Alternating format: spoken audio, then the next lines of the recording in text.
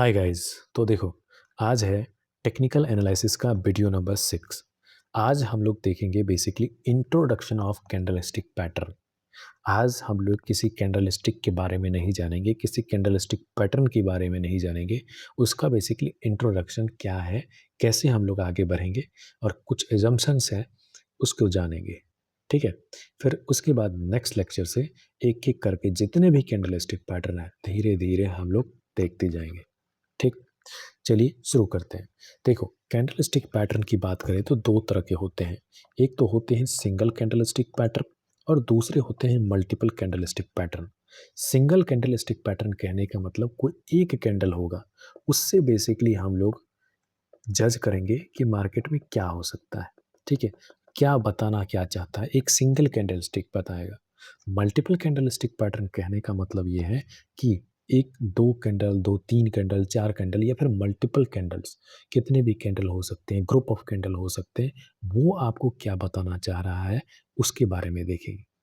ठीक है। Single candlestick pattern में कुछ ये सब आते हैं, जैसे कि मारो बाजू, doji, spinning tops, paper umbrella, hammer hammer आता है, हैंगिंग मैन होता है, शूटिंग स्टार होता है। ये सब जो है तो सिंगल कैंडलस्टिक पैटर्न में आते हैं। ठीक है। दूसरा, इनगल्फिंग पैटर्न, हैम हरामी, इनगल्फिंग पैटर्न, हरामी, piercing pattern, dark cloud cover, morning star, evening star, ये सब कुछ पैटर्न है जो मल्टीपल में आते हैं, मल्टीपल कैंडलस्टिक पैटर्न में आते हैं। ठीक।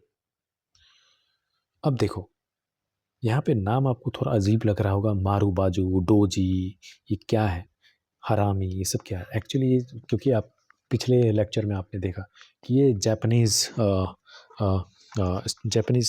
टेक्निकल एनालिसिस है। ठीक है। तो जापानीज बंदे ने डेवलप किया था, तो इसलिए ऐसा आपको नाम दिख रहा है यहाँ पे, और कुछ नहीं।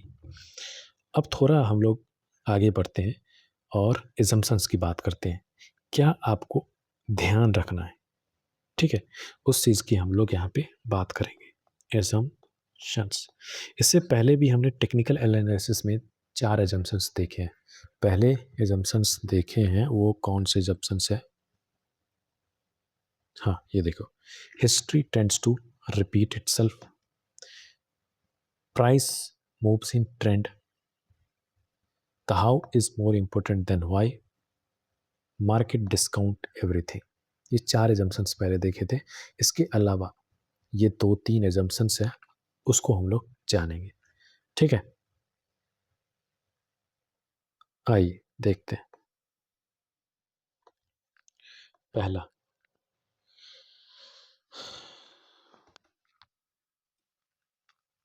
चलो आगे बढ़ते हैं। ठीक है। देखो, अभी आपने कुछ नाम्स देखे, जैसे कि नाम्स बोल दिया, ठीक है, कुछ नाम देखे, हैमर, डोजी, इनगल्फिंग। ठीक। तो क्या होता है ना, सबका एक पैटर्न होता है। बुक्स के हिसाब से देखोगे तो एक पैटर्न होता है। ठीक है। लेकिन हमें 100% उस पैटर्न को नहीं देखना होता है। ठीक है। उसी चीज़ को बेसिकली समझने के लिए हम एक तरह से assumptions देख रहे हैं। ठीक है, जो हमें गलती नहीं करनी। ठीक। तो सबसे पहला जो assumptions है वो है buy strength and sell weakness. Buy strength and sell weakness. देखो, स्ट्रेंथ रिप्रेजेंट करती है बुलिश कैंडल यानी ग्रीन कैंडल को, वीकनेस रिप्रेजेंट करती है बियरिश कैंडल यानी रेड कैंडल। ठीक है। स्ट्रेंथ यानी ग्रीन कैंडल, वीकनेस यानी रेड कैंडल। ठीक। सिंपल रूल क्या है, अगर बाय करना है तो इंश्योर मार्केट स्ट्रेंथ दिखा रहा हो यानी बुलिश कैंडल हो, ये इंश्योर करना है कि मार्केट स्ट्रेंथ दिखा रहा है कि नहीं। ठीक है। और अगर सेल करना है तो वीकनेस होनी चाहिए यानी बियरिश कैंडल होनी चाहिए यानी रेड कैंडल होनी चाहिए। ठीक। एग्जाम्पल से समझो, सुनते रहना। ठीक है, हाँ सुनते रहना। ठीक। अगर स्टॉक जैसे कंटिन्यूसली गिर रहा है, ठीक, नीचे गिरता जा रहा है, गिरता जा रहा है, और अभी भी रेड कैंडल बना रहा है, तो ऑब्वियसली नीचे गिर रहा है तो रेड कैंडल बन रहा है। सिर्फ इसलिए बाय नहीं करना है कि प्राइस चीप है, सस्ता हो गया यार, बहुत गिरी है अब नहीं गिरेगा, वैसे नहीं। ठीक है, वह वो काम नहीं करना। पहले देखो क्या बायर मार्केट में वापस आ रहे हैं। अगर स्ट्रॉन्ग ग्रीन कैंडल बनी, अगर स्ट्रॉन्ग कोई ग्रीन कैंडल बनी, तब बाय का सिग्नल स्ट्रॉन्ग होता है। ये नहीं कह रहे कि बाय करना है, बाय का सिग्नल स्ट्रॉन्ग होता है। ठीक है, ठीक। ये है पहला assumptions, buy strength, sell weakness. दूसरा assumptions, be flexible with pattern. क्या है? Be flexible with pattern. देखो टेक्स्ट बुक में आप देखोगे हर कैंडलस्टिक पैटर्न की एक परफेक्ट डेफिनेशन दी होती है। ठीक है, जैसे हैमर कैंडल के लिए, अभी उस पर मत जाओ कि हैमर क्या है। ठीक है, अभी बस सुनते रहो। जैसे हैमर कैंडल के लिए बोला जाता है small body lower weak body से 2 टाइम्स बड़ी होती है। ठीक है, लोअर वीक बॉडी से 2 टाइम्स बड़ी होती है। लेकिन real market text book follow नहीं करता है, मतलब इन द सेंस कि आप 100% वो चीज़ नहीं फॉलो करवा सकते। ठीक है, कभी वीक 2 टाइम्स नहीं होगी, हो सकता है 1.8 टाइम्स हो सकता है 2.2 टाइम्स हो। तो ट्रेडर को थोड़ा फ्लेक्सिबल होना पड़ता है। ठीक है, you have to be flexible. लेकिन फ्लेक्सिबिलिटी का मतलब ये नहीं है कि कुछ भी एक्सेप्ट कर लो। ठीक है, ये भी है, फ्लेक्सिबल होना है, लेकिन ये नहीं कि कुछ भी इतना फ्लेक्सिबल हो जाए कि कुछ भी एक्सेप्ट कर ले रहे। ठीक लिए, ठीक है। तो इसीलिए बोला जाता है आपको उस फ्लेक्सिबिलिटी को क्वांटिफाई करना होता है, क्वांटिफाई एंड वेरीफाई। ठीक है, यानी पहले डिफाइन करो एक्सेप्टेबल रेंज क्या है। जैसे 1.8 से 2.2 आप कंसीडर करोगे, उतना वीक इतना बड़ा अगर होगा तो हम लोग इसको हैमर बोलेंगे, नहीं तो नहीं बोलेंगे।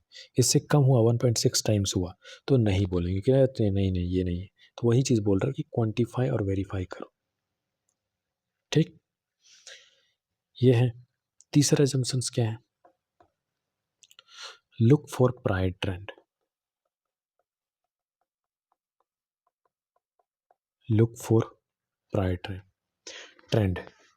तीसरी और सबसे important rule, look for pride trend.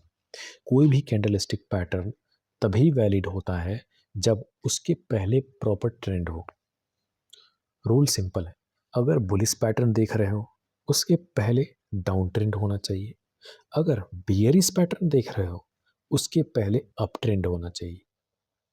ठीक, कहने का मतलब अगर डाउन ट्रेंड चल रहा है तो अगर बुलिश पैटर्न देख रहे हो तो बैकग्राउंड पीछे जो होगा वो डाउन ट्रेंड होगा। अगर बियरिश पैटर्न देख रहे हो तो पीछे जो चल रहा होगा वो बुलिश चल रहा होगा। ठीक, समझ गए? अगर बुलिश पैटर्न देख रहे हो उसके पहले डाउन ट्रेंड होना चाहिए।